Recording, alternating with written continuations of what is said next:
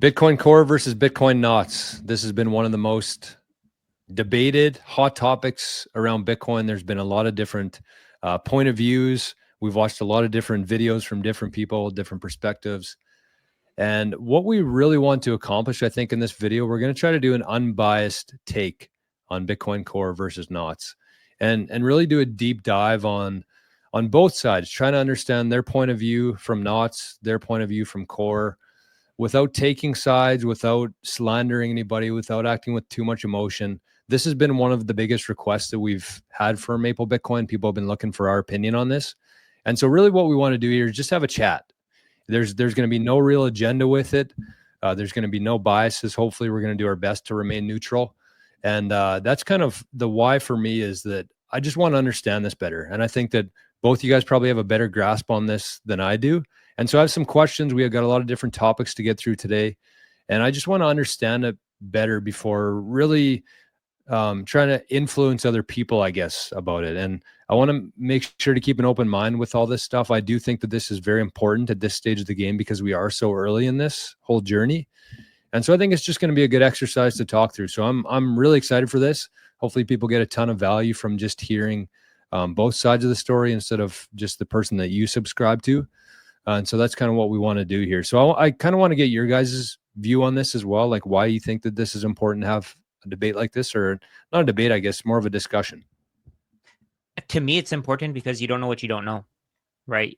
For me, it's I'm not a tech expert. I'm not a computer science expert, and I don't have like a programming background or anything like that. But I think that this is an important topic for everybody to discuss, even if they don't quite understand the topic, because your decision to run a node is extremely important here. If you run a node, and let's say we've seen videos from people saying that the Bitcoin blockchain could be used to store things that we don't want on there. If you're running a node and you don't understand that that's the potential outcome, then you could be making a decision that could put you in jail for the rest of your life, right? And you don't want that. We don't want you to have that. I don't want to go to jail for the rest of my life, right? So I think that it's really important to look at this from different perspectives, to understand this from both sides, because I know people on the Bitcoin Core side of things are adamant on saying that, yeah, Bitcoin Core is the thing.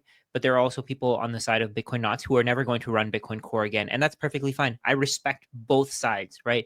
My goal here is to learn as much as possible, because I think that this is how we progress as humans. If we're not learning more, then we're not growing, we're stuck. Yeah. And for me, I just want to ask questions. And that's how we learn, right? Like, Yeah. I think we should be asking ourselves why there's so much tribalism, so much political backlash from this proposed change that's going to be implemented in the new version of Core. We should ask why there was this change of something that has been in there for 11 years. There's been an op return limit. Is, again, another question: is it a good change? Is it a bad change? Right? And then this is affecting on some level the technical side of Bitcoin, but we're seeing more of the change on the social side of Bitcoin, right? We've seen a lot of people switch over to Knots because of the perceived downgrade to Core from certain individuals, and so they're switching over, right? And that's a social change. That's a decision from individuals that are Bitcoiners. So why is that change happening? Why is it such a big drastic change? And for me, asking questions is how we all learn. So, Jor, you said you had some questions. I'm happy to go into those, and we can kind of bounce around and figure out, like, what do we know? What do we need to know? What is unclear, right? Because I think that there's still a lot of things that are unclear. I think some people have some just basic view of this. They think this thing good, this thing bad. That I've made up my mind here. But I think we need to all learn as much as possible about this. I think it's also important to consider that the fact that the number of nodes for Knots are increasing massively, and if you know that that's happening, you're probably wondering why. But if you don't know, then you're just ignorant to the issue, right? And we want you guys to not be ignorant. Anybody who's watching this video, we want you guys to do your own deep dive. Don't just trust us. Don't just go based on what we're saying. Do your own deep dive. Spend your own time looking into what the problem here could be. There's a reason for why Bitcoin Core, or sorry, Bitcoin Knots nodes went from 0% or like 1% to 18% Yeah. within a few months. And it's a similar reason, like this is all giving parallels to the block size wars of 2017 or 2015 to 2017. That was a technical change, right? That, you know, resulted in a hard fork eventually, but it was all happening at the consensus layer, people trying to convince people of different merits, of different changes, of all of this. And we saw that nodes ultimately decided to do a user activated soft fork instead. And I think that this is a similar situation. I mean, it's not going to play out exactly the same. It doesn't need to, but it's a similar social reaction of Bitcoiners saying, this is a problem. How are we going to solve it? Right. Spam on the network is spam on the Bitcoin blockchain is always going to be an issue. That's one thing I think that that both sides could probably agree on, is that there's always going to be spam in the Bitcoin blockchain. But what form does it take? How easy is it? And what direction are we going towards? Are we fighting that? Are we not? Is it just a database? Is it only for monetary transactions? Is there ability to filter? All of these kind of questions come into play here around the spam debate, I would say. Yeah, and I think that when we're dealing with something like Bitcoin that is decentralized in nature, which means that there's no centralized power who's hiring people to filter this kind of stuff and make sure that this isn't coming onto here. Bitcoin doesn't have something like that. It doesn't exist. And so when you have centralized parties, they also take on the liability and the responsibility for the things that are being put into there. And Bitcoin doesn't have that. So to me, that this stuff is, you know, when we're factoring that, it is cool that we have the vote in this. And that's what I like about Bitcoin. It's like, for me, Bitcoin changed my mind in a lot of ways in terms of voting, even like voting for a political party. I love the quote that says, voting is the adult version of writing a letter to Santa Claus, because that's how I really feel right now. I feel like my vote doesn't have any sort of implication on what actually happens. Yeah. Whereas this, I feel like the cool thing is you do have a vote. And that's the one thing that I've taken away from this, is that there's been a lot more people start learning about this who had no idea about it before. There's been a lot of people running a node now that weren't before. And that is a step in the right direction, I think, if that's what we want this to be. Yeah, and I think, you know, a lot of people are saying like this is potential for a doomsday event with Bitcoin, or Bitcoin is really, really in danger here, which may or may not be true to some respect. But I do think that you're right, that there's this massive silver lining of people starting to care about running a node. And I know from personal experience, because I have a node, how to run a node series, that like I just got a handful of emails yesterday about how to run nodes, asking me all these questions. Today, one of the people responded with a screenshot of them running a node, running Start9 on their old PC, all this stuff, right? So people are out there. Like I know I'm probably responsible for dozens of people running nodes now, at least. Which is pretty cool, considering the cool. percentage would be pretty high, even though it's just a dozen, or even if it's more than that. The reachable nodes is not a high number, so it's like a decent percentage. Yeah. Can we start with why people should run a node? I think that's really important, just because it gives you the fundamentals of what we're talking about here. Why should people run a node? What is a node? Yeah, maybe quickly, like, what is a node? Yeah. Okay. I'll take that. Sure. A node is essentially a computer, a device that you are running a software on. So the reference client is Bitcoin Core, and that is the main node that people are running, is Bitcoin Core, different versions of it. So there's different little upgrades or changes along time. Bitcoin Knots is another type of node implementation that we've referenced here that is growing in adoption. It's at 18% of the total network. There's a few other ones that, Libra Relay and a couple other ones that are really, really minor percentage of the network. And basically this type of software, what it does is it connects you to the Bitcoin network, and you start downloading all of the history of the blockchain from your peers. So it connects, like if you've ever used like a torrenting software, it connects you to peers that have data, and then those peers start delivering that data to you. You start downloading it and validating that it's true from a source of peers. And then once you've caught up to where we are in the blockchain and you're starting to look at future transactions, you have something called the mempool, which is basically a waiting room for future transactions.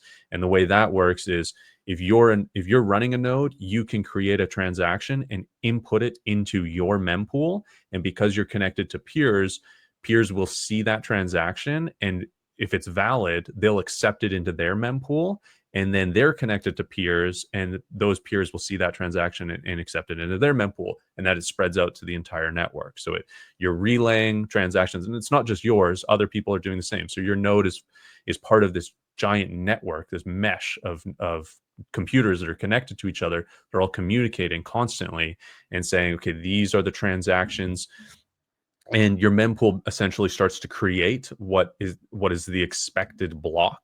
And then when a miner that is running a node is and contributing to hash rate to the network, when they solve the algorithm and they hit the hash and they create they're chosen to create the block, they'll build the block based on their template, and your template will be slightly different than that. And then it adjusts and changes and takes in the transactions it doesn't have or whatnot. And it creates that block and adds it to the blockchain. That's the immutable blockchain. And then the story continues, continues on and on. So from a very left side of the bell curve view of it, you're basically, if you're running a node, you're downloading an updated copy of the blockchain, which is every transaction that's happened since January 3rd, 2009, the Genesis block in Bitcoin. You have record of every single transaction that has happened since then that have been organized into blocks. And your node, your software, your computer keeps a copy of that. That's why you need a certain amount of storage in order to run a node and download this copy of the blockchain. And every 10 minutes when there's a new block that comes out, it's relayed to your node as the updated ledger that everybody agrees on. Mm-hmm. Is that fair? Correct. Yeah, that's great. And I talked a lot in there about mempool because that's what the core and knots debate is. But and that's one part of the node as well. And so the mempool, maybe just for people who aren't as technical, mempool essentially, when you send a transaction, if you were to set up a Bitcoin transaction, you wanted to send some of your sats to somebody else, when you sign that transaction and you broadcast it, the first place it goes to is the mempool. And it's kind of like a waiting pool where all the transactions that are waiting to be put into a block, that's where they sit. And whoever constructs the block and forms the template and mines the block gets to decide which of those transactions from the mempool get placed into a block. Correct. And it's based off of their mempool configuration of their implementation. So that's what we're talking about here is a lot of the change. Well, I mean, should we get into the change that Core is wanting to do? Because I think that sort of relays into it a little bit. So can we go first into a little bit more about the Bitcoin protocol and like what it's supposed to actually do? Okay. Like I think that's really important because that's what people like. Most people may not understand this, right? So the Bitcoin protocol is just a set of rules that govern the functioning of Bitcoin, and then in that protocol that you have, like the reference implementation that you were talking about, within that protocol, you can change. What I don't know, maybe I'm explaining this wrong, but I guess you can change how transactions are processed. You can change what transactions you accept into your mempool, right? Essentially. So you always have to read the transactions, and then you can decide whether to keep them in your mempool or not.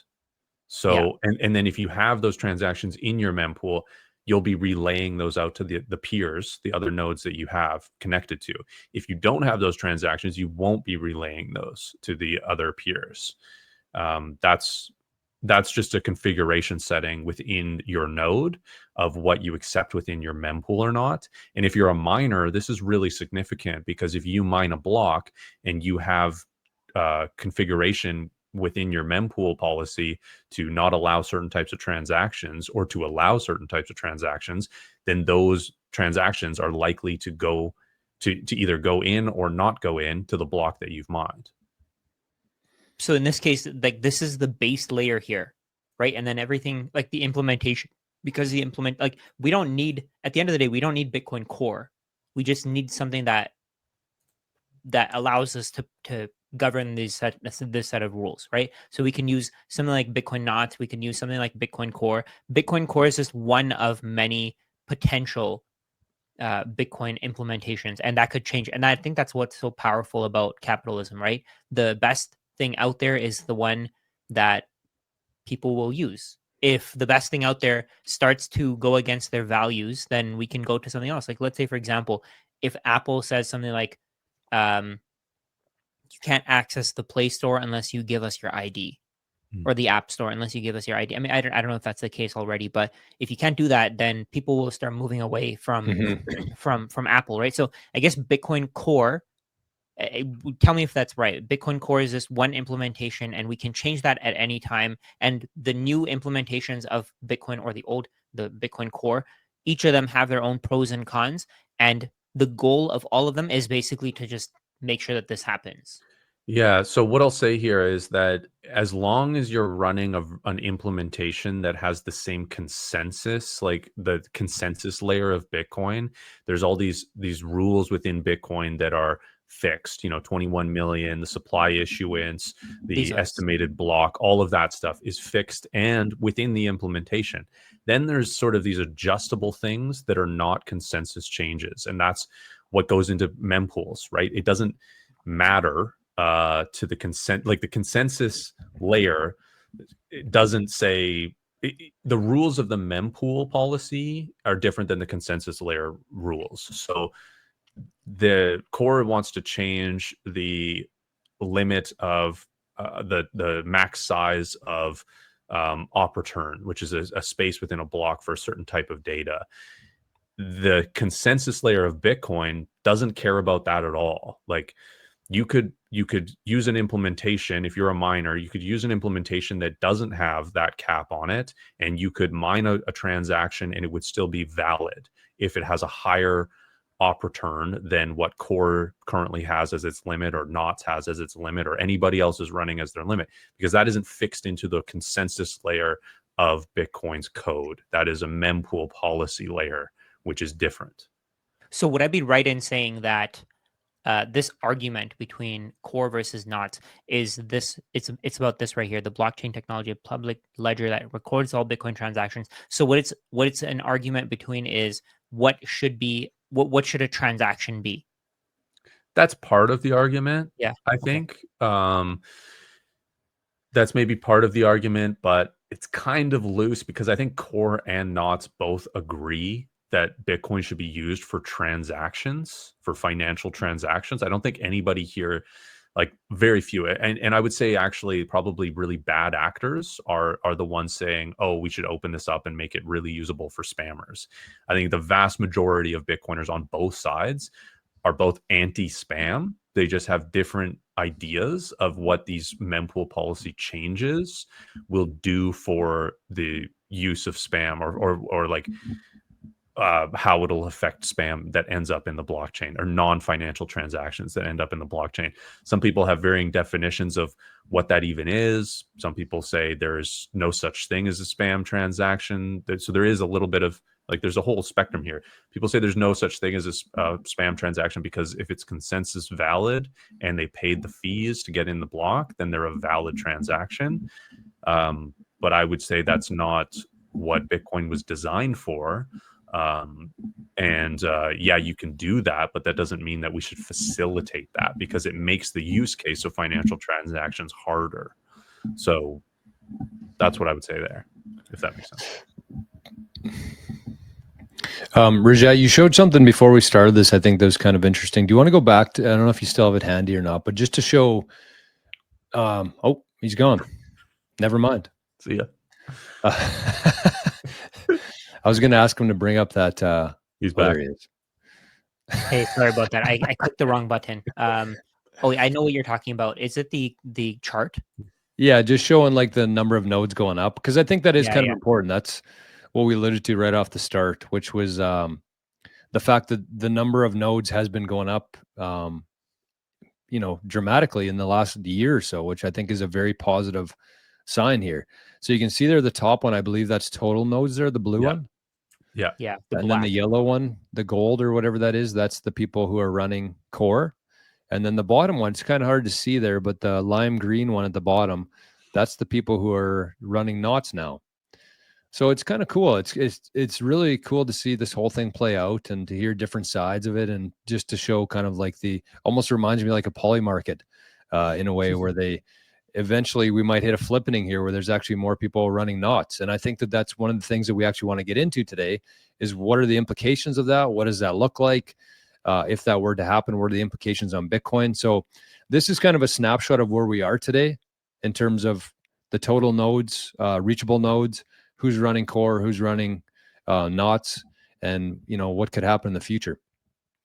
So do you guys think that Bitcoin? So if we don't have this conversation and people run the wrong Bitcoin implementation, what do you think could be what do you think the implications of that could be on Bitcoin? Do you guys actually think Bitcoin is under attack in this? Like, what do you guys think here? It's really hard to predict the future, but I think that it could be detrimental to the use case of Bitcoin. It could fill it full of spam that people don't want to have on a computer at their home, and that would incentivize less people to run nodes, making it less decentralized, making it less valuable as a network. So yeah, I mean, it's possible. I don't think people. I mean, it's hard to know, but I don't 100% think that there's malice with the people wanting to make these changes where they are actually trying to destroy Bitcoin. I think that it's just their opinion, and they actually don't think that it's going to destroy Bitcoin. They think it's good for Bitcoin. So I think that there's just varying degrees within there, but it's possible. I mean, Bitcoin is ultimately software, right? And I would say that is where it's the most vulnerable. Is that these software changes could have knock-on effects. Like we saw that with other changes to Bitcoin, right? SegWit was a change, and it was designed to make there was a discount, a SegWit discount to basically consolidate UTXOs, making the UTXO set smaller, but it was exploited to make spam cheaper to do in certain ways. So I think changes to software have unforeseen knock-on effects, right? Like a downstream effects.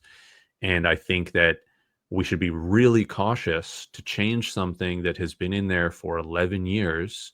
And I don't know if Core was as cautious as they should have been to make this implementation change. And I think that's not an unbiased thing to say, because you can see the reaction from the node runners, right? It's gone from 1% Bitcoin knots to 18, right? So I'm not alone there. There's a lot of people thinking the exact same thing, that regardless of the knock-on effects and the downstream effects of all of this, a lot of people are just thinking this is too fast of a change, too drastic of a change. And this is me signaling that by running knots instead. Regardless of how much effect I'll actually have on the end state of the blockchain and filters and all of this, this is me signaling to the Bitcoin network, the social network, that I don't agree that we should make this change as quickly and as abruptly or at this level than we are. Boys, I'll be right back. Someone's knocking on the door right now. Okay. BRB. Okay. So we know that we know that there's a certain decision being made here. Some people don't like it, other people do. Do you think that over the long term, this can completely change how Bitcoin works? Do you think that fewer and fewer people could end up running nodes because of this? Do you think that do you think that this could have? What do you think the knock-on effects of this would be if you have anything off the top of your head? Yeah, I do think that the downstream effects of this change are potentially really bad.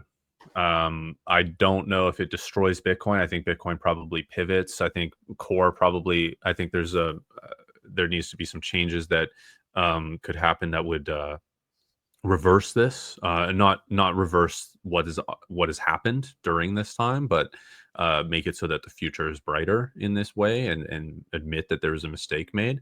I think even with past changes to Bitcoin, there's been very slow rollback of changes, or like non-existent rollback of changes that ended up having negative downstream effects. But those things should be evaluated. Should we change how these changes were implemented, now seeing that they do have negative effects.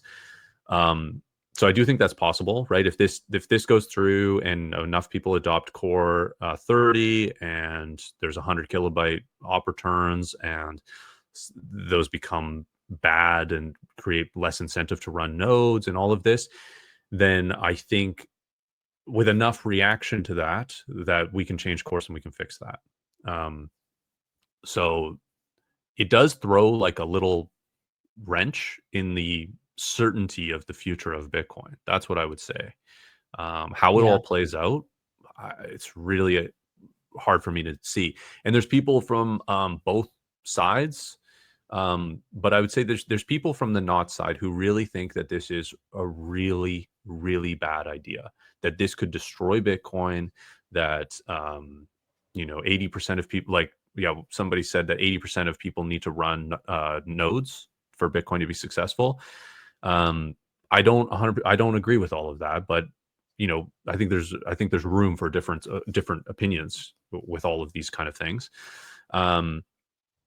But yeah, there's a lot of people that think that this is really cause for concern for Bitcoin's future, for sure. I think one thing that this will change, along with everything that you said, one thing on top of this that it'll change is it'll probably make the developers less confident, right? Meaning that so today they probably think that, oh, Bitcoin Core is already won the race and we can do whatever we want to change it. And it probably makes institutional efforts a little weaker, because at this point right now, maybe before this happened, like before you saw that change in how quickly Bitcoin Knots was being adopted, before that, they probably thought, oh, we can do whatever we want to. Bitcoin Core is already set.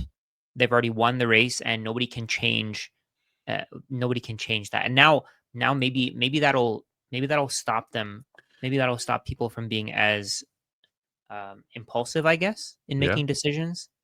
Right? What are your thoughts on that? Yeah, I mean, it's totally possible. I think that it should, and I am really curious to actually know what these developers think. Like, there's got to be a little seed of doubt, like, oh, did we make the right choice here? Like, there's a lot of pushback against this choice and this change. Is the reference client like position of Bitcoin Core in jeopardy from the adoption of Knots? I think there's still a lot of denial. Like, there's a lot of people that say, oh, these Knots nodes are AWS spun up servers and cloud service and whatnot, which I think it's probably a very small percentage. I know, unfortunately, there are people like running like multiple instances of Bitcoin Knots. Like, I follow this one guy on Twitter that has like 6. He's just like keeps buying computers and running Knots, and I'm just like, bro, stop spending money on that and buy a miner instead, and really have. Yeah, what's the point of that? What would the value of that even be? Do you see value on that? I don't Absolutely really. Not. Absolutely not. I don't know why this guy does fake this. followers on a social media platform. The only so there's 2 justifications for it. The one, I think both of them are weak. I think the justification is that you're signaling, like, you're contributing to the amount of reachable Knots nodes, so you're signaling the higher percentage of adoption, and that Core has made a mistake. That's one thing. The other thing is that you, as a node, if you're connecting to peers, you're not relaying the transactions around. So you might be doing what is referred to as, I believe, like a Sybil attack, which is that you're surrounding, or maybe you have the potential to surround a node and only feed them transactions that you've deemed worthy of being in the mempool by having filters. The likelihood of that is very little, because at 18%, you're still likely going to connect to a node that hasn't filtered to the same degree as you, and then you're going to get those transactions anyway. So those would be the 2 reasons. I think both of those reasons are really bad reasons to run multiple instances of Knots. I think if you want to have more, if you want to have more contribution to the effect of Bitcoin, the network, that you'd run one instance of Knots, and you would make that an economic node. If you really cared about being on the Knot side, right? You would make that an economic node. You would do transactions with it. You would validate your own transactions, and you would probably get a little miner, or and then set up Datum gateway, contribute to either ocean, to decentralized mining, and have your mempool be what gets to create a block. If you do hit a block, you create the block that you want to see, and you don't add spam to the blockchain, or you solo mine and have a lottery ticket there. I think that is Yeah. a much better use of resources than running 6 old PCs with knots on them. I think it's a ridiculous thing to do. Yeah, I would agree. Okay, so let's go into the pros of either one of these implementations. I think that it's important to discuss the pros of and cons of each, regardless of what side of the spectrum we believe that this should go into.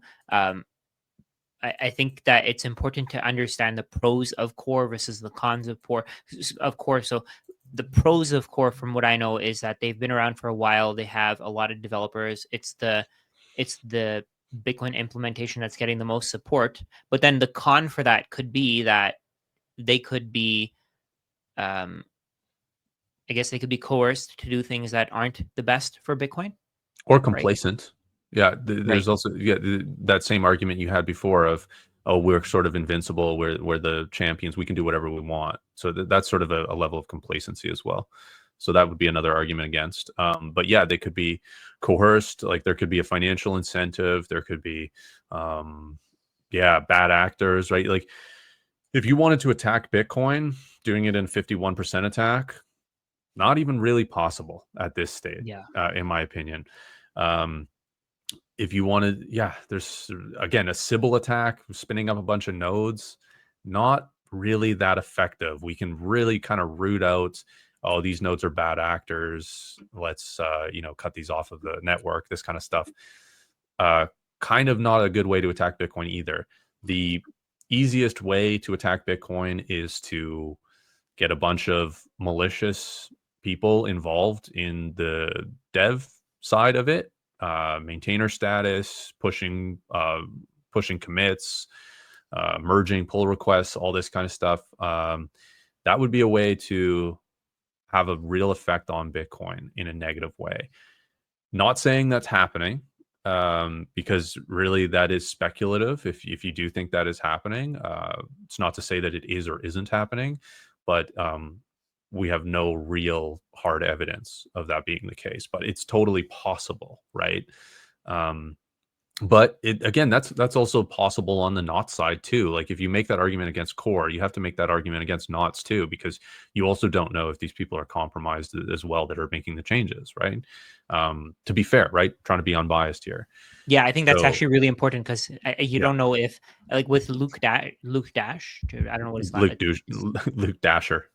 Luke Dasher. So if we don't know if he's been compromised, and we don't know if there's some kind of corporate entity that wants Bitcoin knots to grow. But who knows? I mean, you don't know either way. You don't know what somebody's intentions are. I think there was something else that you were mentioning before we even started recording. You were saying how there are younger people who are maintainers and developers who want to leave their mark on Bitcoin. I think as I get older, I've started to realize more and more that most people are just going to be average, right? I mean, they're not going to have like these crazy lives of celebrities. Like nobody's going to be remembered regardless of what happens. Luke Dash is probably going to be remembered for a very, very long time, right?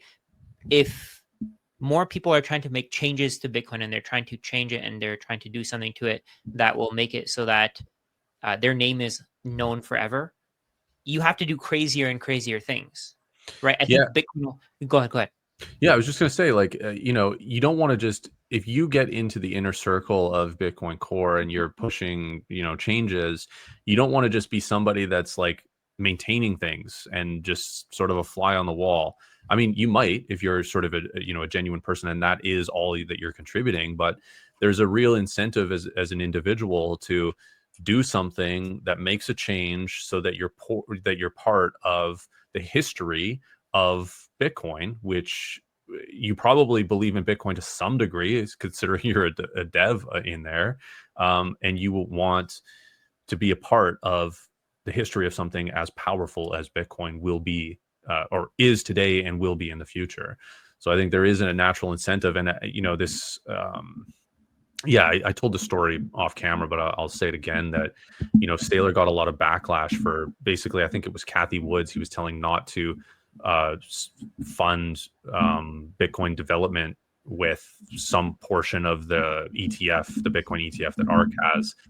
And his reasoning has been, or he didn't say his reasoning for that, but he has talked about how the biggest risk to Bitcoin is ambitious, enthusiastic devs that want to make a name for themselves, that might not even have that much skin in the game, or might not actually care about the future of Bitcoin, but really just want to elevate their own personal status, right? If you're a core dev to Bitcoin and you make a change that's significant, it gets some news, blah blah blah, you could go on to get a pretty lucrative job somewhere else, probably within crypto. Would be, there's a lot of money in crypto, unfortunately. So that's a possibility. Again, this is speculation, but definitely not outside of the realm of realistic risks for Bitcoin. Sorry, boys. I had unwanted guest there at the door. You would never believe who it was. It'd be, actually, you probably could figure it out. An unwanted guest at the door who you have a hard time getting rid of. Just the worst timing. And this is the first time that's ever happened in the 3 years that I've been out here. So perfect timing for that. Anyways, wait, so who was it? It was a Jehovah's Witness. JW. Yeah, did that's you what I guys see said. that? I was You got to get a ring cam so you can yell at them to go away. No, I have one. That's how I knew they were here. Actually, that's what I was looking at on my phone. Wow. But I didn't. They weren't. They didn't show up in suits or anything. It was somebody in a vehicle and a nice. Yeah. So, anyways, this is a complete tangent. But have you guys watched Breaking Bad? Yeah. Yep. Oh, there was yeah. a part where there were Jehovah's Witnesses who came to his house, and he was. Oh yeah, cooking. He was under the influence. And he thought they were bikers, Yeah, motorcyclists. and he thought that they threw a grenade at him or something. That's crazy. Okay, so sorry, boys. I missed a little bit there. So what are we talking about right now? So we're talking about the pros of core, the cons of core, and why they're removing filters. We talked about, is Bitcoin actually under attack already in this debate? Is there an actual right? Is there a potential for Bitcoin to actually fail because of this? So what do you think are the pros and core of cons of core? So you weren't here, so I guess you're gonna think of things on your own here. Yeah, I think that going back to the original one there, do I think that it's is Bitcoin under attack because of it? Like, what are the long-term implications of this? Could it wreck Bitcoin? I agree with Forrest. I didn't have a chance to hear what you said on Rajat, but I do agree with Forrest in the sense that we really don't know. It's almost reminds me of like a butterfly effect, where you make such a small change and has a huge impact kind of in the future. It's impossible, I think, for us to know the long-term implications of it. The one thing that I don't like about the change is how fast they're trying to do it. I would say that's a con for me of downloading core, a reason why I wouldn't. I also think that if what I've heard, the thesis is on this in terms of letting things that might be illegal or unwanted into your house, essentially into your server that you're running this off of. It just seems like it could be more fuel for the mainstream media. And then I think that's been one of the biggest things that Bitcoin has struggled with, is that when you say the word Bitcoin, people have this very, very negative thought about it. They just view Bitcoin from such a negative lens because of the mainstream media and all that they've done. It's been like a 16-year negative marketing campaign against Bitcoin. And they've never had this fuel before in terms of using this issue against Bitcoin's development and Bitcoin's progress. And I think that if you introduce this, even if it's right or wrong, as we know with the mainstream media, they don't really care. They'll take this and they'll run with it and they'll blast it out to millions or billions of people. And the millions and billions of people won't take the time to learn the implications of it and if it's actually legitimate or not. And that's going to be a very negative lens that people are going to see Bitcoin from once again. And I do feel like that this is going to go on be an ongoing battle for probably the rest of our lives, is fighting the FUD and the BS from the mainstream. And I just feel like this is more fuel on the fire that they could potentially use against Bitcoin and reasons to run a Bitcoin node, which I think is a bad thing, because what we want here as Bitcoiners, we want as many people as possible running nodes. So that's kind of my long-term implications of what this could be. Yeah. Pros of core for me would be just the fact that actually I don't really know if I know of any pros of core, which is kind of weird to say. The one would be the fact that they do have more eyes on it, or more people maintaining it, I guess. Is that what they're called? Maintainers of Bitcoin Core? 5 versus 1. I don't know if we've covered that yet or not. But 5 to me is better than 1, even if you think like a Bitcoin multi-sig. 1 is like a single point of failure. 5 is, there's still a possibility that people could collude and people are bad actors and they work together in that. But I do think that 5 is better than 1 in that sense. And I feel like that's one of the main selling points that the core side has, is that they want it to be decentralized. They don't want it to come down to one maintainer, because that to me is more vulnerable. So the counterpoint to that is that if you have one maintainer that has integrity, right?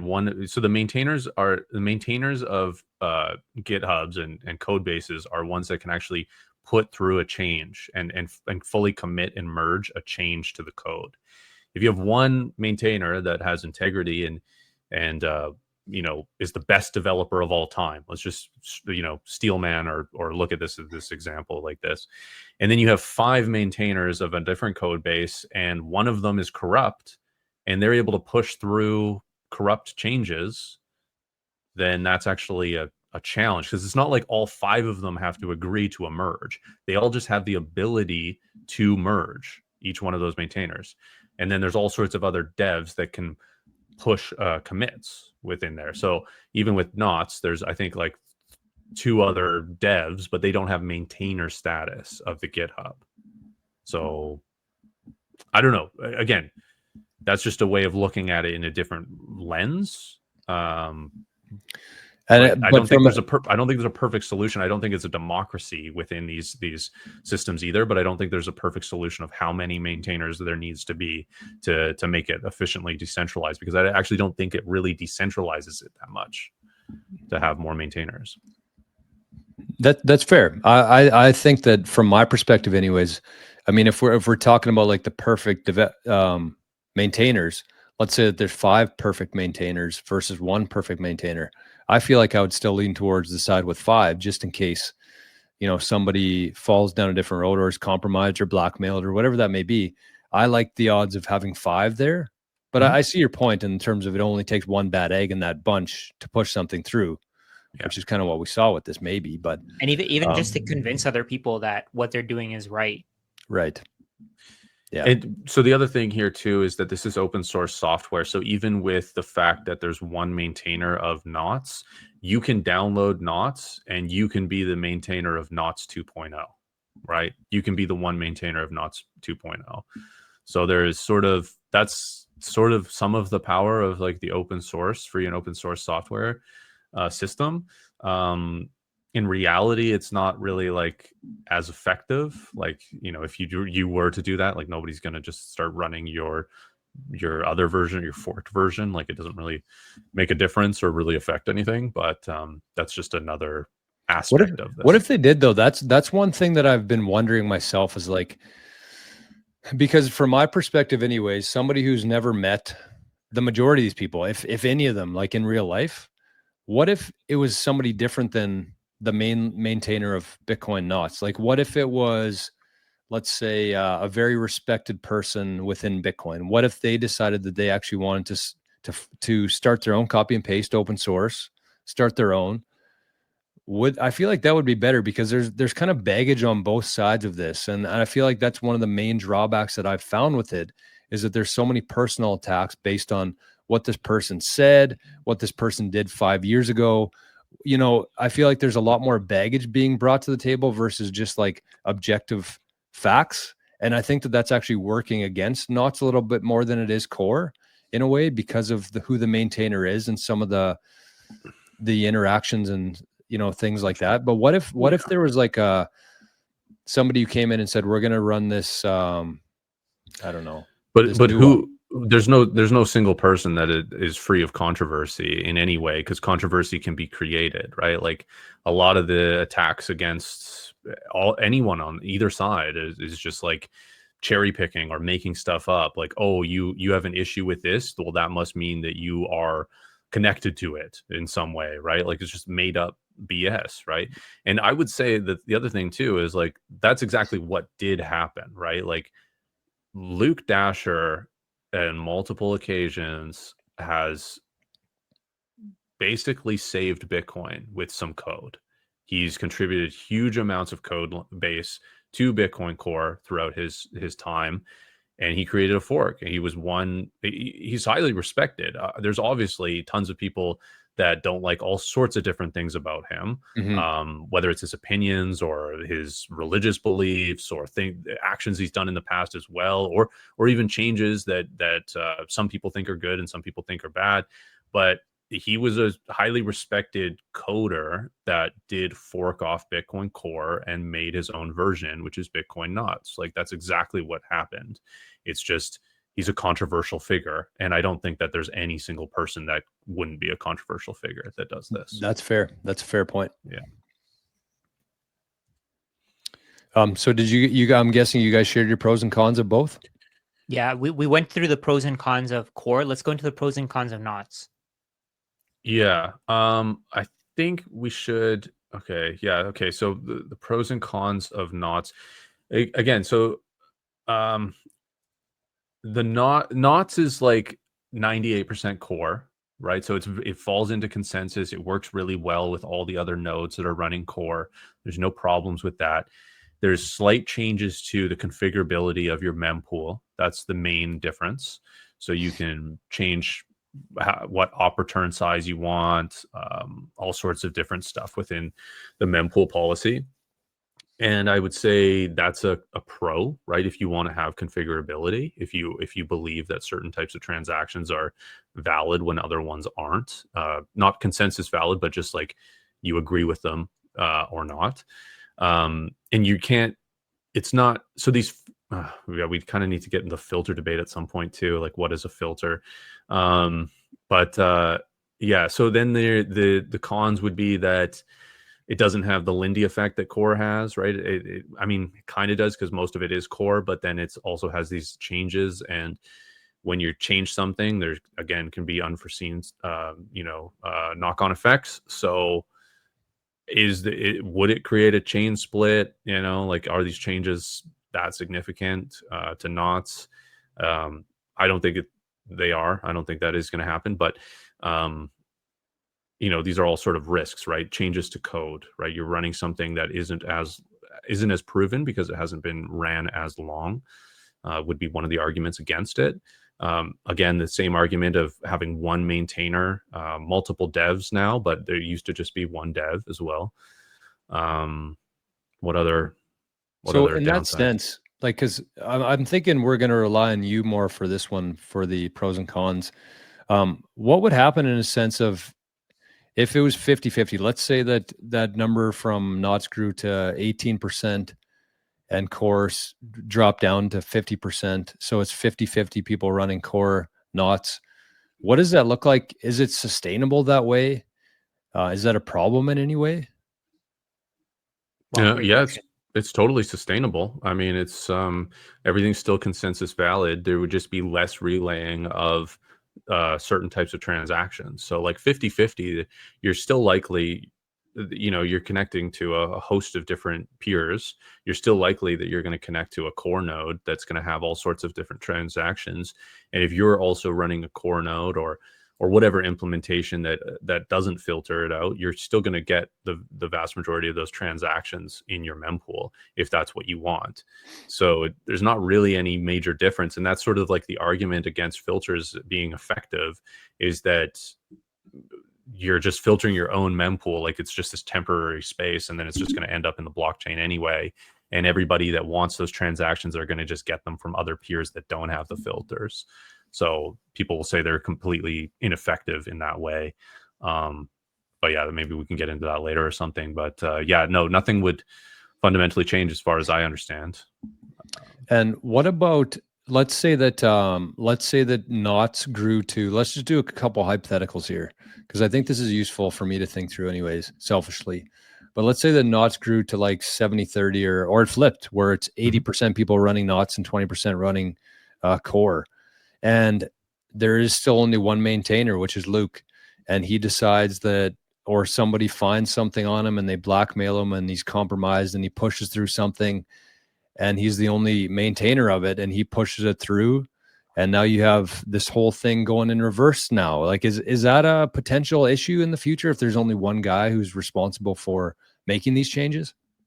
Yeah. So, okay. So that's actually really interesting. So there's multiple different things there that we can talk about, but I think one of them is that there's no forced updates on this software. Right. So if you're running core and you have a problem with core 30, you could switch over to knots if you wanted, or you could continue running your version of core. That's another point I wanted to make. So Yeah. let's put that on pause for a second. But Yeah. for the other part, in terms of like, if most people started running knots and then Luke made a change to it, he pushed through a change that wasn't necessarily best for, or he slid something in there and like, I don't know, like maybe nobody caught it and people updated it. And then, you know, something like that. If there's less eyes, I feel like are worse for Bitcoin. Yeah, sure. But I think proportionally, as there's, and we can already see this, as knots has grown, there's been more eyes on the knots code, right? So as if it grew up all the way to 70%, there would be a very clear argument to make this the reference client and to make, because it's the primary implementation that people were using. So then it would become the Bitcoin implementation that everybody uses, and it would have all the eyes, and there would be discussion of, okay, is having one maintainer the way to go, or, you know, can we add more, right? There's been times in Core's history, right? Satoshi, he was the one maintainer, right, of Core, the original Core implementation. You know, he gave power over to Gavin at some point, and then Gavin had a lot of control to push through merges, and then when he stepped away, and there ended up being a team, and there was a lot less changes going on because there wasn't consensus. If there didn't reach consensus, they wouldn't push it through, and all of this. But sort of back to that point, like, there's nothing forcing you to update to this version of knots if Luke gets compromised and he's the only maintainer and he makes a change. So you don't have to upgrade to that if you believe that change isn't right. And there would be enough eyes on that to say, hey, why are these changes happening? Just as this has happened with Bitcoin Core, right? Why is this change happening? I don't agree with this change. Other people do, right? And so you can not upgrade, or you can make a change. You could fork it. You could update, but then change that change and then run that implementation, right, as an individual, or you could promote it and have other people run it too. That is possible. Yeah. And then the other thing that would happen too, right, as I kind of alluded to, is that if Bitcoin knots was 70% of all the nodes, it would be the reference client. So then it would be, again, have all the eyes and be what people are sort of wanting to run to have the safest version of Bitcoin, because it's the most within consensus of everybody else that's running Bitcoin. The other thing that would happen too is there would be more likelihood that all of the nodes that you're connected to are running knots, and they would have some type of filter on them.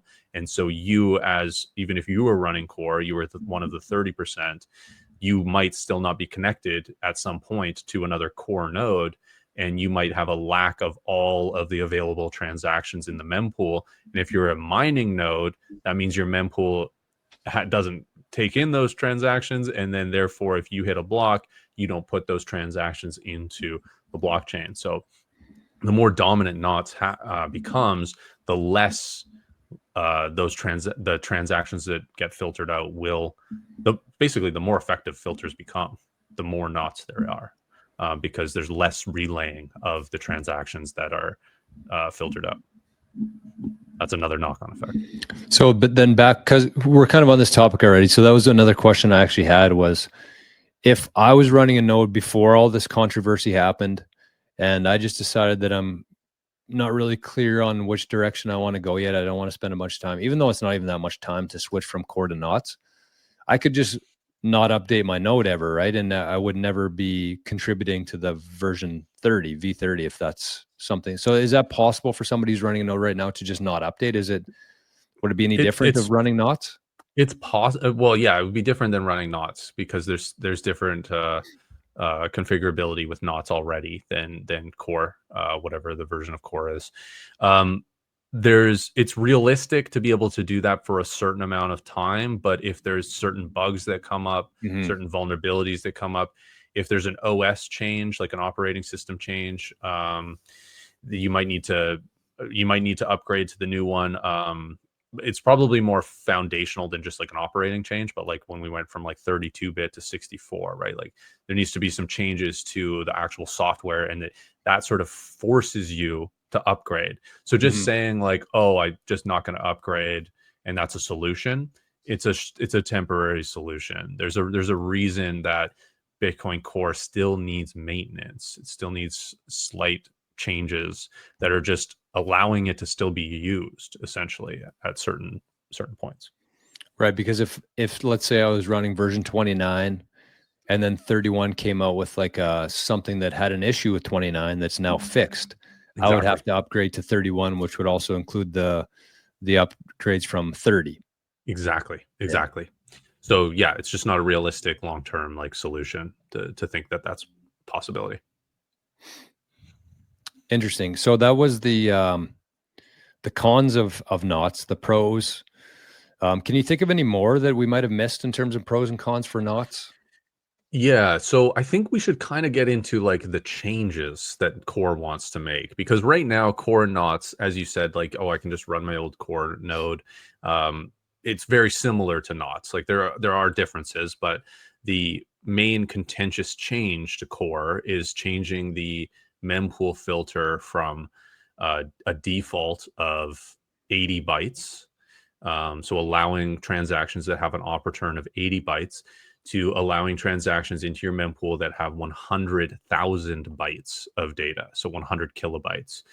And this is a change to the default, and then it's depreciated as well, which means that likely it's just going to be completely set that way in the next upgrade after that, Core 31 or whatever. That's typically what happens with these kind of things. And that's a pretty drastic change going from, and so we've had since 2011, there has been either a 40 byte limit, always configurable, but a 40 byte limit, and then an 80 byte limit of op return space. So that's been a filter that has been in the version of Core up until this new version that's going to come out. So that is really the big change and the big difference. And then you can debate whether this is a pro or con to be able to do bigger or to be able to have in your mempool transactions with large op returns. And knots essentially has the configurability. So that's like the benefit. The pro of knots is like you could also accept that if you wanted. You could change the data carrier size to 100 kilobytes. Like it's you have the power within knots, which is what I actually really like about it. You have configurability that isn't going to destroy Bitcoin if you configure your mempool differently, because all it's doing, it's really not having. It can have an effect. I mean, it more so has an effect if you're a miner, or if there's enough of them, again, to only be the peers connecting. But like you're having an effect on what you're allowing into your mempool. And I think that is power that an individual user should have. I don't see any problem with not having that ability. Like getting rid of configurability of that. Why? That's my question. Is like, why? And that's sort of like we should. I think actually where we should go with this really is the reasoning for this change. Like, so Core wants to make this change because op return can be pruned. So if somebody puts spam in the op return of a block, if you're running a pruned node, you can cut that out, and it isn't going to increase the size of your pruned node. Whereas there's more harmful in their eyes, which it's actually fairly objective. There's more harmful ways to introduce spam into the blockchain. And one of those is with fake pub keys, which is essentially creating a UTXO of some data. Right, some arbitrary data, whether it's. Could we explain that? Because I heard it a couple times first, and I was trying to make sense of it in my head, but I I think that I understand it now. So let me just tell me if I'm right or wrong here.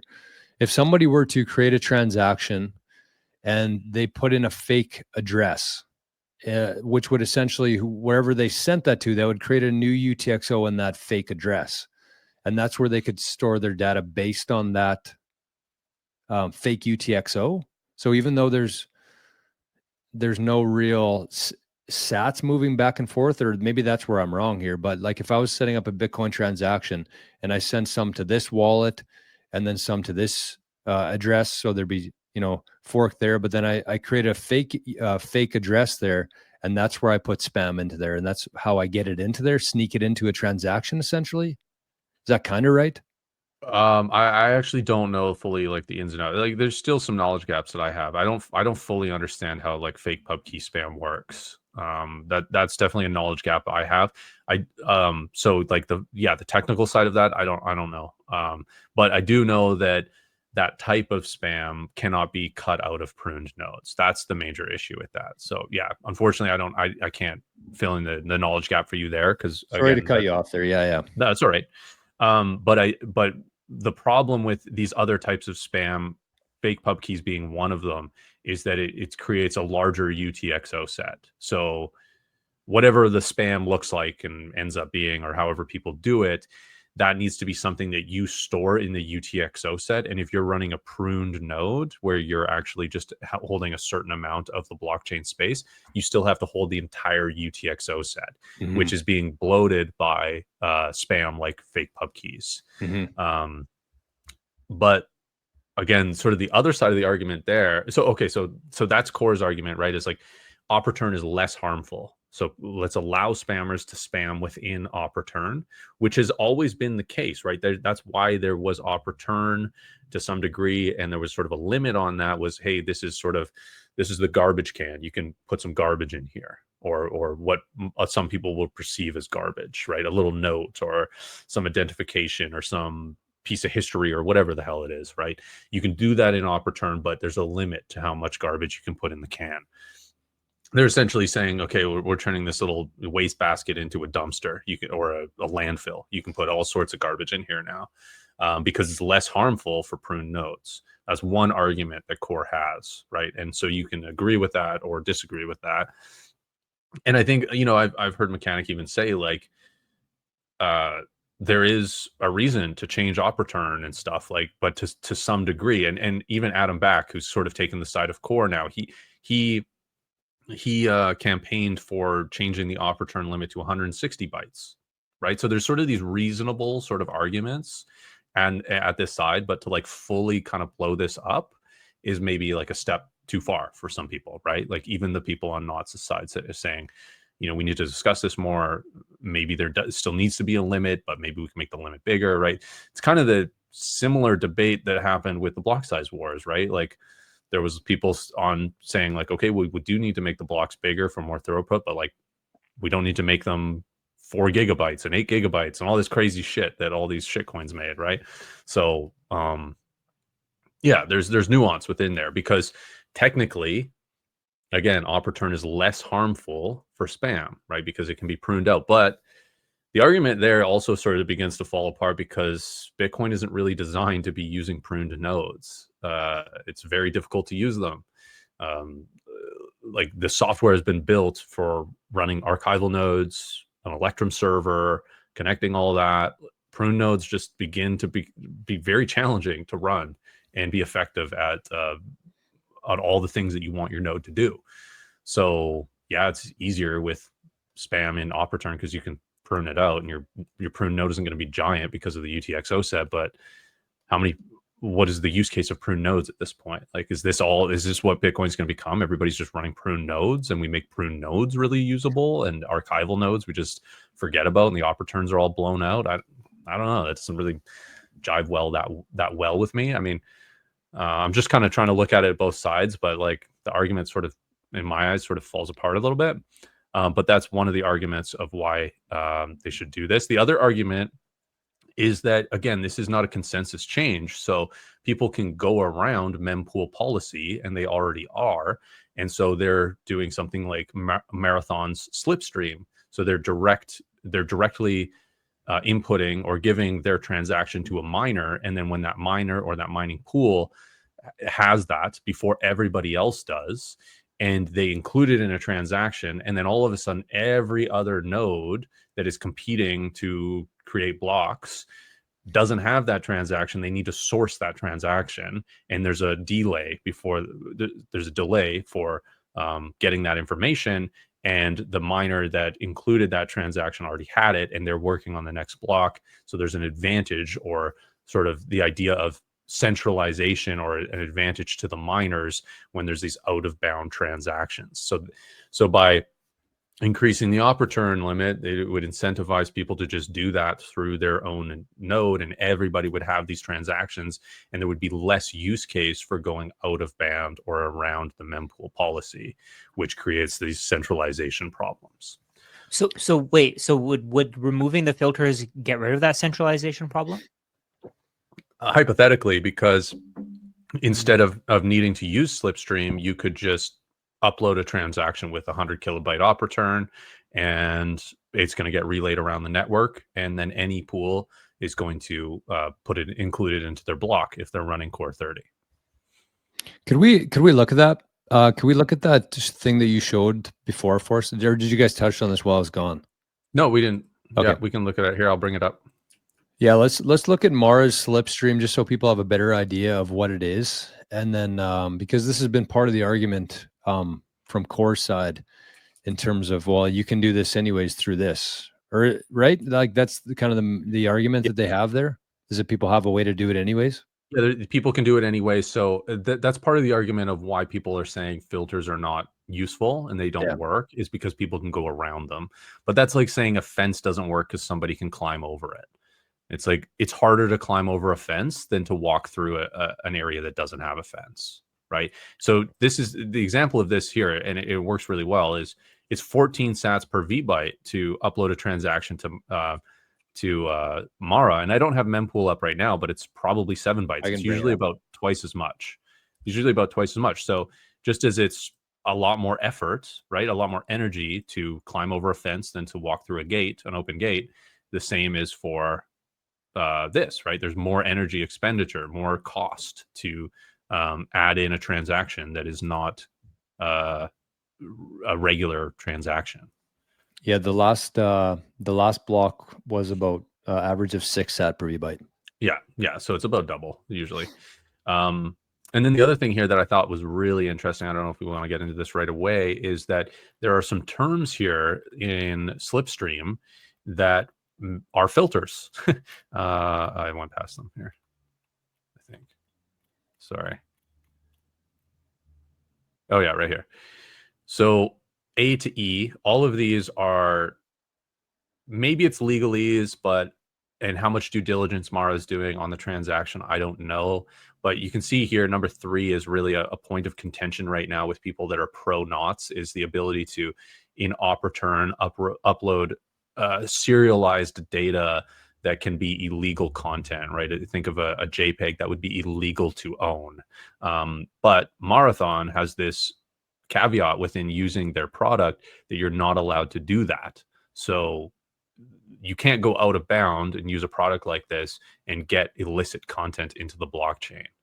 But if everybody was able to, or everybody was running Core 30, or enough people were running Core 30 that miners were using it, and somebody uploaded the data that was under 100 kilobytes and it had illegal content in it, there's no centralized body like there is with Marathon filtering that out. It's sort of just general, and they're just going to include it because it just looks to them like a regular transaction. They're not evaluating every single transaction that goes into it. They're just saying, oh, this is a valid block, or this is a valid transaction, and they're paying me this amount of money, and I want to include it because they're paying me to include it. They're not looking at what's in there. But yeah, Marathon might look into it. I don't know. Or they just say you're not allowed to. I don't know. But yeah, that is legal jargon. Although, I mean, realistically, if they did include some illegal content in there, they probably would be in a lot of shit. So I'm guessing they take this probably pretty seriously. And I feel like that's one of the main arguments that some of the core people have, is that they don't want to be censoring transactions. Who are we to say what can go in here and what can't, right? And so it's clear that somebody who is on that side, Mara, is censoring content and transactions and data that can go in there and can't. Yeah, and I think what's interesting here is like the idea of some people are saying filters or censorship, and it's really just like all you're doing with a filter is this really dumb form of like what you allow or what you don't allow, right? It's like data within this part of the block. I'm only allowing this much data within there, so that's not censoring an individual or an organization or even a type of content. It's just filtering how much data is allowed within this space, like that. So it's like a really dumb form of it's just filtering. Like it's not you're not specifying what you will or will not allow besides just data amounts. So the censorship argument really kind of falls apart in my eyes because you're not targeting anybody. You're not allowing certain types of content. You're just saying, I'm not going to relay this type of content. Like this content is still consensus valid. And if you can find somebody that relays it, that's fine. Like I have no control over that. And again, that's what is interesting about mempool policy is it's really just about the individual node runner having control over what they have in their mempool. And I'm not sure why it's been so contentious by core and why they care so much about what other people do with their mempool. That part I haven't figured out. I don't know why they care so much about what people do with their mempool. Well, from my perspective here, the way I kind of see it is like, what is the difference between consensus and mempool? Because clearly the consensus part of kind of the core of this whole thing is that everybody agrees that these are the rules that we follow here within Bitcoin. If you don't like that, then go use something else or try to fork Bitcoin. I see consensus and mempool. I think that they should be very similar in the sense that what goes into mempools should be uniform. And maybe I'm not saying that that's my take on it, my perspective and my opinion on it, but I feel like why would it be different, I guess, is my question there. That's kind of maybe what I'm asking is like, why do we agree on certain things within Bitcoin, but then certain things you have the ability to change? Like that doesn't really make sense. Maybe not logically from my perspective is why do some things get in here for some people, but some don't at this layer, but at this layer they do. That's where I'm kind of maybe missing the point here, missing the plot. I don't know. And I feel like maybe that's where I lean a little bit more towards core in the sense that if we all agree on the rules here, then everybody should agree on the rules here. And you shouldn't get to just decide this person gets to put this in here and this person doesn't put that in there. Like that doesn't really make a whole lot of sense to me. Maybe I'm missing something though. Yeah. So you're sort of saying like, why is there a difference between mempool policy and like base layer code policy of what is allowed and what is not allowed? And it's sort of, I think there's a reason for like the space in between the two so that Bitcoin consensus can be really broad. And then within there's the ability for users to be able to choose what they want to include or not. So it's creating optionality with something that is intentionally broad, like the Bitcoin blockchain. Yeah. And so there's kind of like, is there a good reason for everybody's mempool to look the same? If we all agree what consensus is, and then we can just make mempool policy exactly like consensus, is there an advantage to that? And the advantage would be really fast relaying and propagation of transactions from node to node, right? Because we'd all have the exact same mempool. But I think that optionality is actually not a good thing. Or sorry, I think that optionality is a good thing to be able to pick and choose, right? Because the base layer is really open. It allows for things that you might not agree with. So by being able to configure your own mempool and what goes in there, you can have a choice. And I don't think that the idea of faster propagation is really that important. Like transactions will get propagated enough through the mempool. Yeah, I wouldn't say that that's my main concern at all. It's like even if it takes a little bit longer and that's the right way to do it, then that's fine. Like that's if I was concerned with speed, I would be in what, Caspa? But well, they don't care at all about spam. They want spam because that's financial transactions, and if they don't right. get financial transactions in the next 2 weeks, they're dead basically. My Not quite, but yeah. Yeah, my point is like, what is the benefit to everybody's mempool looking different? I guess that's the question that I have is like, what's the point of that? If the miner's at the end of the day the one who gets to decide which transactions are actually put into a block, what does it matter if all the mempools are different, or what does it matter if I'm storing this but Rajat's storing that on his mempool? Like that's the point that I'm like struggling with here. And from that perspective, I think it does make more sense that everybody's kind of on the same page. Is this what we let in? This what we don't let in? And maybe that's where this is eventually going to, where it could be more than just what it is today in terms of maybe a soft fork or a hard fork or whatever that looks like down the road. I don't know. But from my perspective, it kind of just seems like if we agree on this, then why doesn't everybody just agree with it? Why does everybody's look different? Well, one thing that's interesting here is that you can change the configurability of the mempool without doing a soft fork or a hard fork. So that allows for some differing of opinion without actually fully forking or changing something really drastic. So that's the other benefit of it too, is it gives this space where people can have varying degrees of opinion and without actually fully forking off. I think that's a really added big benefit, right? So you can feel like you have some autonomy of what you're doing here. But you're sort of pointing out like, what is the point of having a ununiform mempool if it's just going to end up in the block anyway? Which is a really interesting point. And I think the reason, so there's a couple different reasons. One reason is if you are a miner, you do have some say in what ends up in the block in the blockchain based on what your mempool looks like. Right. So that does have an effect. The other thing is you're relaying information, right? So you're relaying transactions. So if you're not relaying a transaction and you're connected to a peer that's a miner and they're getting their transactions directly from you, it's a very dumbed down version. I'm sure they're going to get their transactions elsewhere as well, but they won't mine in a block with transactions that they haven't gotten because they don't have them, right? So that's another thing, is the relaying of this.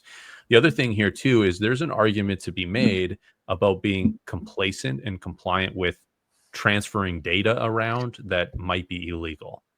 How much of that argument is really fully fleshed out or justified, I'm not sure. But if you say somebody has created a transaction that has illicit imagery within it, and you've taken that in, you've accepted it in your mempool, and you're also relaying it to other people, you're much more complicit than if you took that in and just not based on what it is, but based on how much data it takes up in a certain place, you've filtered that out and gotten rid of it out of your mempool, and you're not relaying that around and you're not holding that in your mempool, then you are much less complacent. You can say, from my best effort, I tried to get rid of this exploit in this thing that I use as a financial monetary network that is being used to store and transmit data, like a cloud storage system that 20,000 other people are now all storing this image on here that actually is illegal to own, right? So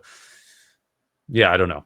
It's like all of that can be kind of seen of how important that is, but like I think the argument of making like as best of an effort as you personally can to not participate in that is probably could go a long way in some respect, either just optically or legally, potentially.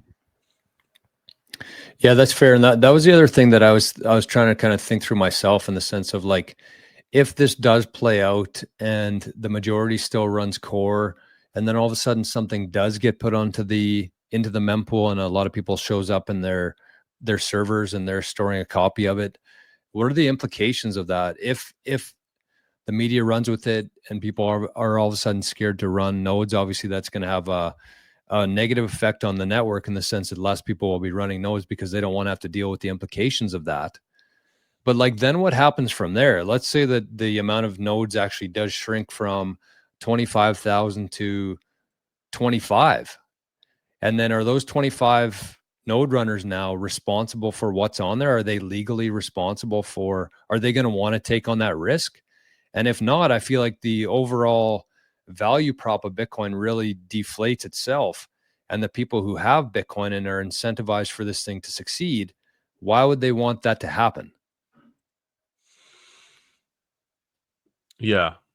Like, is that a possibility in the sense of like something happens and then people are like, holy shit, I'm not running a node anymore. So they shut it down and all of a sudden we go down a cliff in terms of reachable nodes. And then there's like way less people running a node and then the value prop has fallen.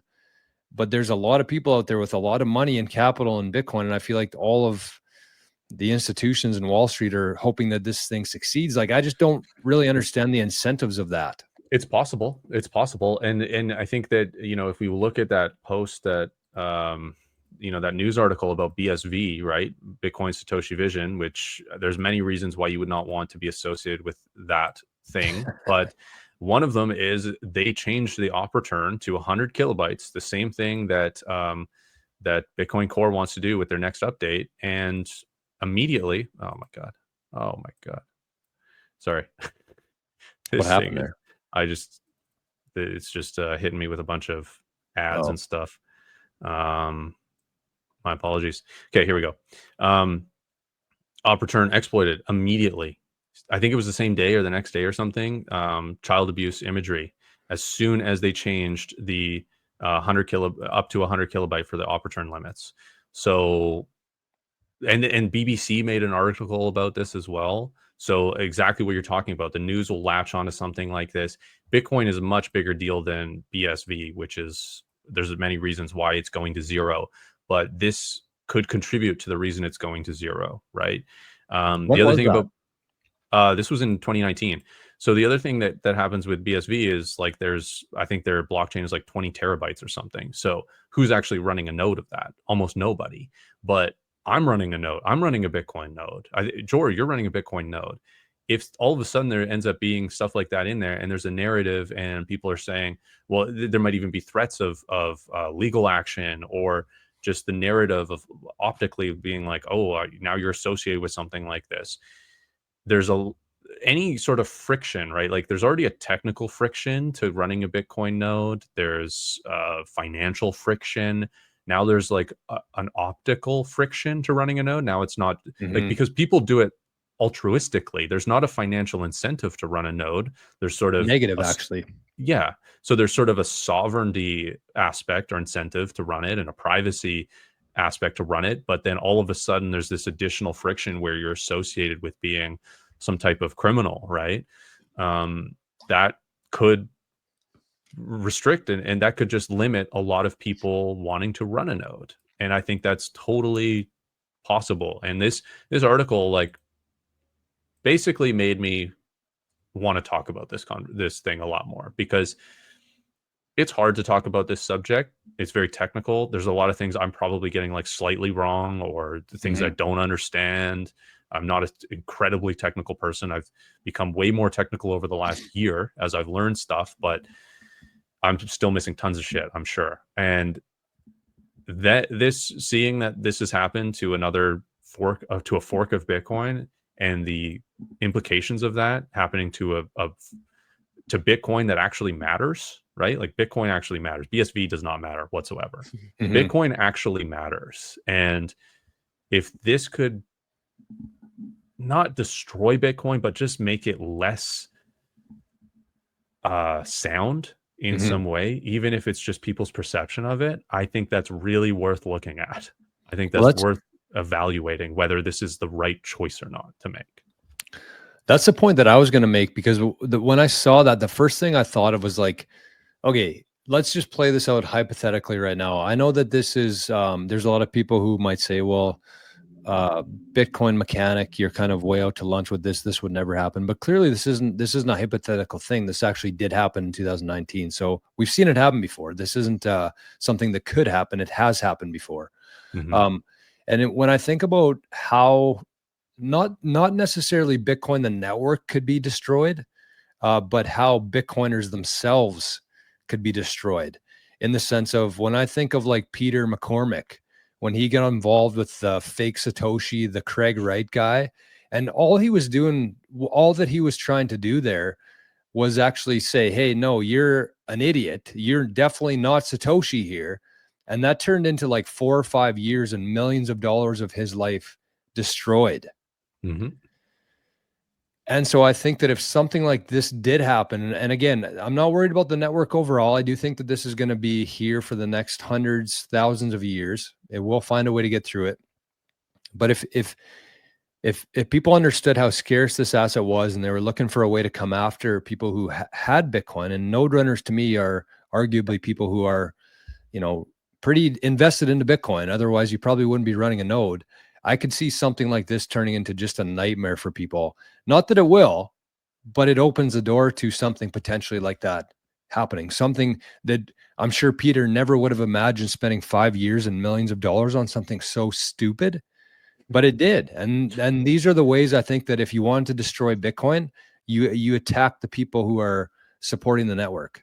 And I think that's a really good example because, Peter made it through all of that, right? But that was a battle. Like that, he got legally attacked, like in the legal system, right?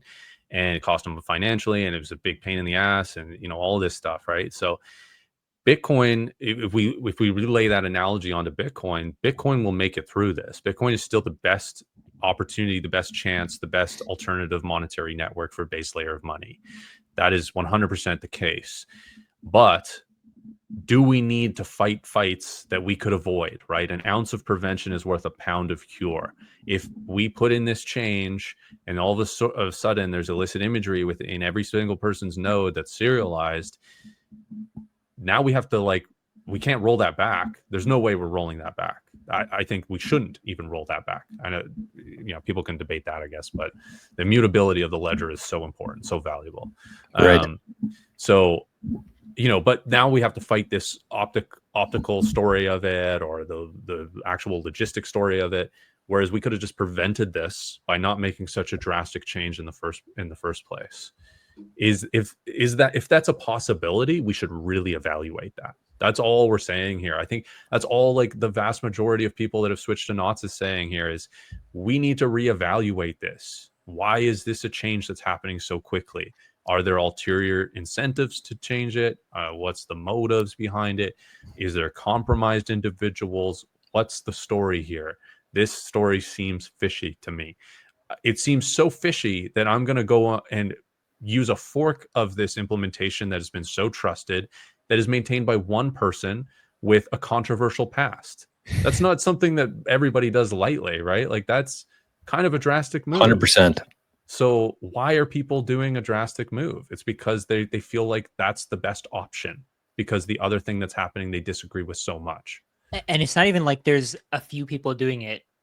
It's 18%. Yes, thousands of people. 4,200 nodes. Well, we just lost our unbiased badge here. Well, I'm just saying, again, I'm not saying that Core is wrong or Knots is right or anything. I'm just saying we just need to evaluate what is even being asked here of the change. That's all I care. That shouldn't be biased. That should just be, hey, we should question what's happening. I think that's what a lot of people are doing. They're questioning what's happening. And people have jumped onto one side or the other and rooted in and made it political, well, of course, which is going to happen because it is on the social layer. A lot of this is happening. Mm-hmm. But a lot of people are just asking the question, is this the right choice? And there hasn't been a great answer. No. That's the biggest thing that I suffer with right now myself is I'm definitely somebody who wants to see every possible side. And that's why I thought it was a good idea to have this conversation today, to just talk through it, because I think you go crazy just watching videos and having nobody to discuss it with, or watching videos and adding your comments in there and thinking that has any sort of relevance or, meaningful impact on it. So that is really, I think, the core of what I was trying to do with this conversation is just have a better understanding of what it is. I think I've gained a little bit of more. I've actually, this might be weird to say, but I can kind of see both sides a little bit more clearly from my eyes. But at the end of the day, it is still personal preference. I do think that people should be able to choose in terms of which software they run. That's a beauty of Bitcoin, and I hope that never changes. And yeah, do you guys have any more topics? I mean, we're an hour and a half into this right now. Do you guys have any more topics that you think that are important to discuss within this? I think it's important to understand that these small changes might seem irrelevant now, but the point that at least the point that I've seen people trying to make is that they could have a domino effect into something really big, right? And let's say, for example, if the child abuse pictures show up on Bitcoin, what that leads to is fewer people running nodes. And if fewer people run nodes, that means that the network or the blockchain could potentially be manipulated.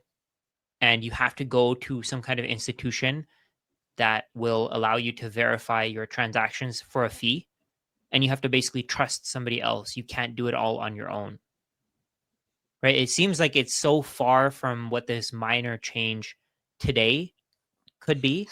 But again, the downstream effects of this could be massive and they could be nasty, right? It could mean that Bitcoin is no longer a sovereign money. Bitcoin is now a money that only institutions control or governments control.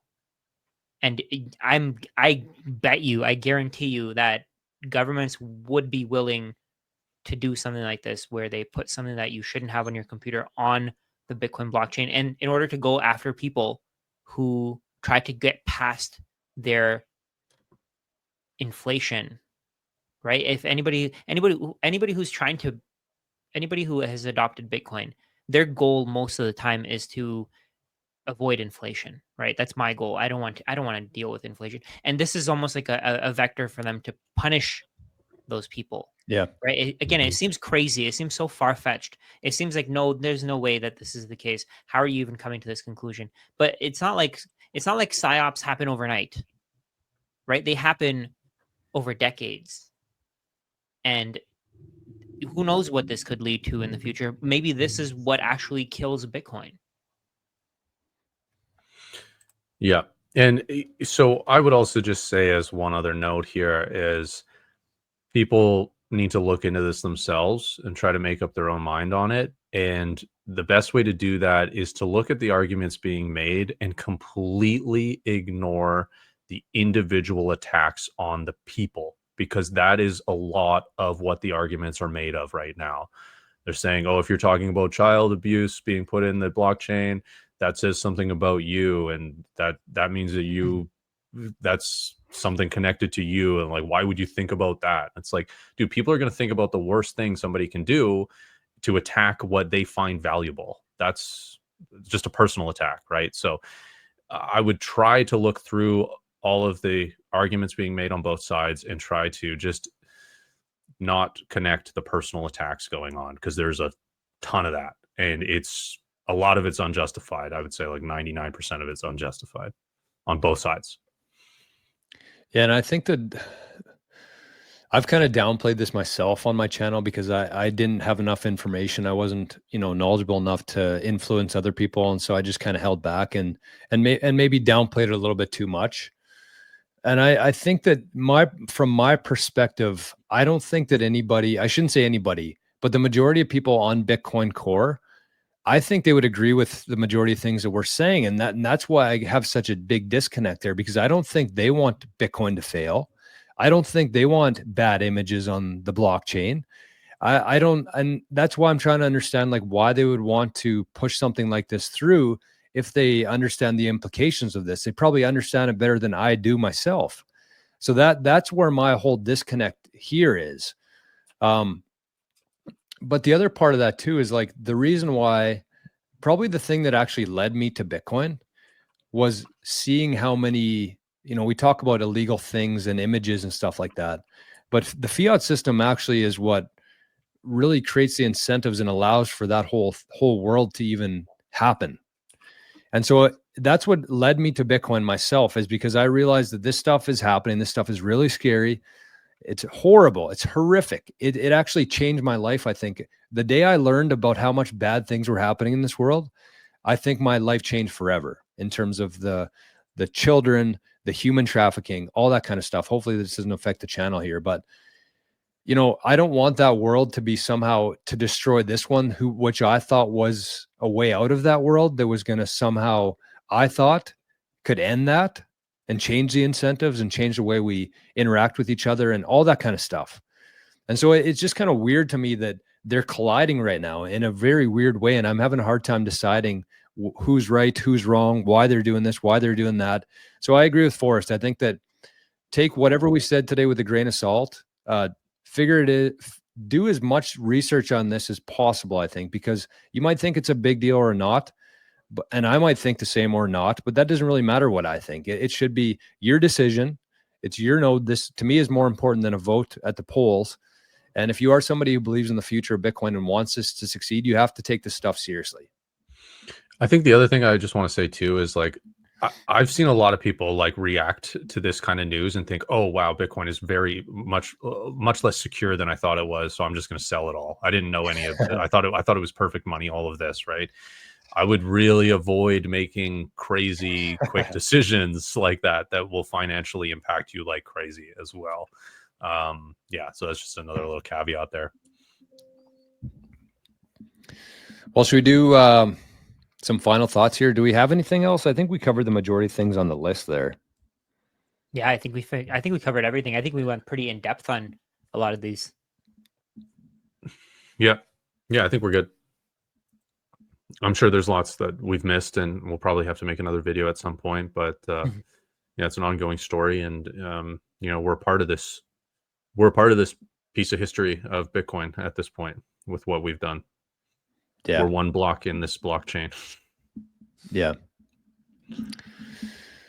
And maybe that's where my final words and kind of what's, you know, emotionally detracted me from either side really is just all the negative energy towards it. Like it doesn't seem like anybody's really willing to have a conversation and really explain things to the average person.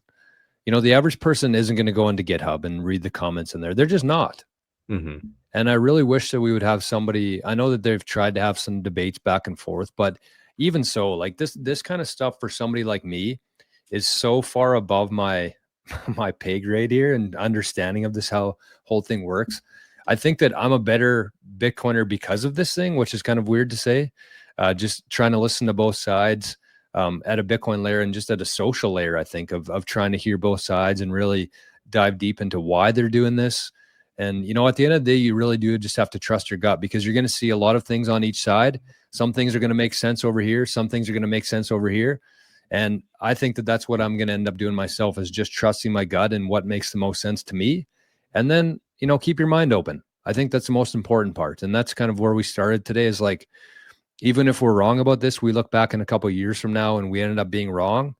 You know, I think that it's the same as Bitcoin. Even if this thing goes to zero, even if it fails, if we're wrong about one thing, at least you can say that your heart was in the right place, whatever that is. And I think that that's the most important part of this whole story to me anyways. Yeah. So probably the longest video we've done. Most videos are 10, 15, 20 minutes long, but to the people who made it this far, thanks for watching. Hopefully you got something from it. I don't know if we confused you more or less or whatever it is, but I think either way, it's important to just talk this stuff out, get it out there, and then you can kind of just decide for yourself. So thanks, fellas, for another one. We will talk to you on the next one.